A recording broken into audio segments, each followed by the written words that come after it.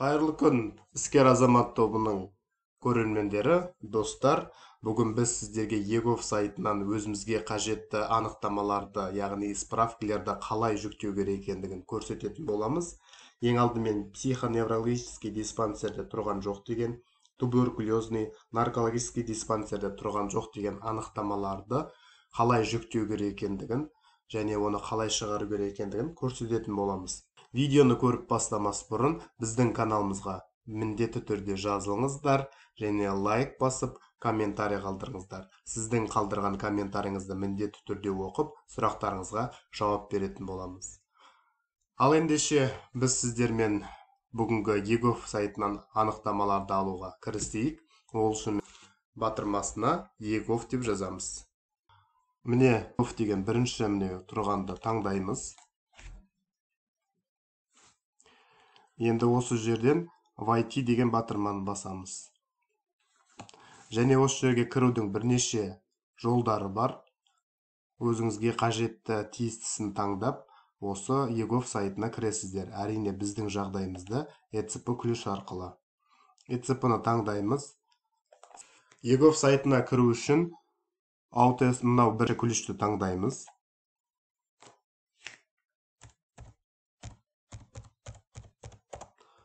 Құпия сөзді енгізіп, открыть дегенді басамыз. Міне бізде егов сайты ашылды. Енді сізде осы жерде егер орыс тілінде тұрған болса, жоғары жақта, сол жақта қазақ тілі деген бар. Осы қазақ тілін таңдасаңыздар болады. Кішкене төменге түскеннен кейін міне барлығы бөлінген. Осы жерден отбасы дегеннің жанында денсаулық сақтау деген осы батырманы басамыз. Бөліміне кіреміз яғни.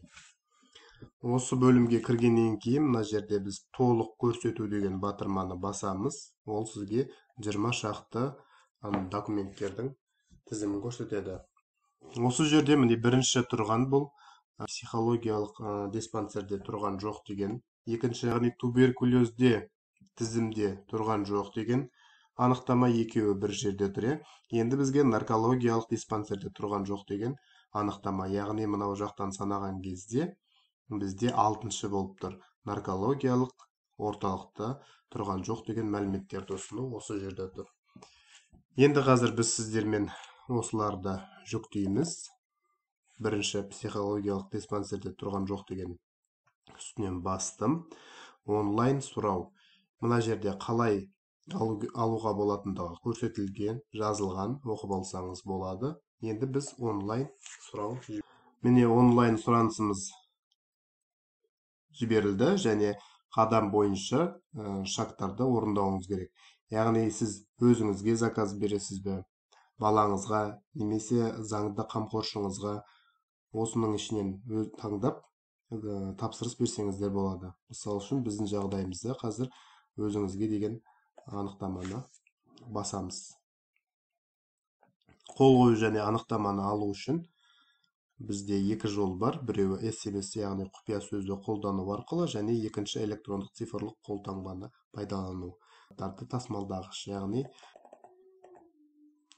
яғни бұған қол қою үшін біз жаңа еговқа кіру үшін біріншісін аутесті таңдаған болсақ, енді біз бұған RSA дегенді таңдайтын боламыз. Яғни астындағысы анықтаманы алу үшін екінші кілтті таңдайтын боламыз. Құпия сөзді енгіземіз.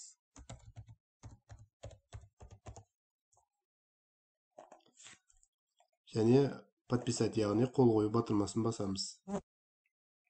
Яғни міне үшінші қадамда сіздің документіңізді дайындап береді. Осы мынау жерде сізге қазақ тілінде қажет пе, әлде орыс тілінде қажет пе, өзіңізге қажеттісін таңдап жүктеп алсаңыз болады. Жүктеу үшін осы анықтаманың үстінен басамыз және ол сізге міне PDF файлда форматта шығарып береді. Енді осы жерде сіз егер файлды жүктеп алғыңыз келетін болса, мынау төменгі стрелканы басасыз. Және қай жерге сақтау керек екендігін көрсетеді. Жазып сақтасаңыз болады.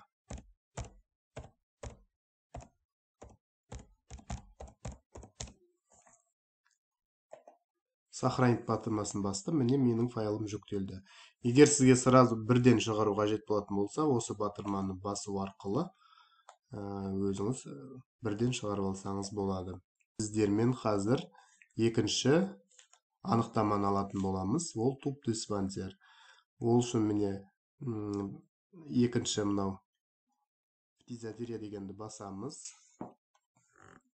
Осы жерде ол онлайн сұрау деген батырманы басу арқылы біз заявка жіберетін боламыз. Яғни біздің жағдайымызда өзімізге қол қою және анықтама электрондық. Жаңа айтқандай екінші кілтті таңдайтын боламыз. Құпия сөз енгіземіз. Негізі анықтамалар 15 минут көлемінде дайындалады. Біздің жағдайымызда жылдам дайын болды. Яғни міне туберкулезбен ауыратын науқастардың диспансерлік есебінде тұратын немесе тұрмайтын туралы мәлімет. Есепте тіркелмеген деп көрсетіп тұр. Біз жүктеп аламыз. Сохранить. Енді бізде үшінші анықтама наркологиялық диспансерде тұрған жоқ деген анықтаманы алу керек. Ол үшін толық көрсету деген батырма, міне наркологиялық психикалық денсаулық орталығының мәліметтер ұсыну деген батырманы басамыз.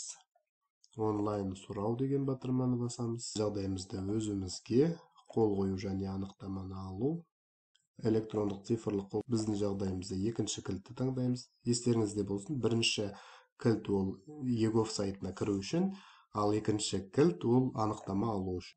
Подписать батырмасын бас. Бізде сразу дайын болды. Наркологиялық диспансерде есепте тіркелмеген деп тұр. Міне.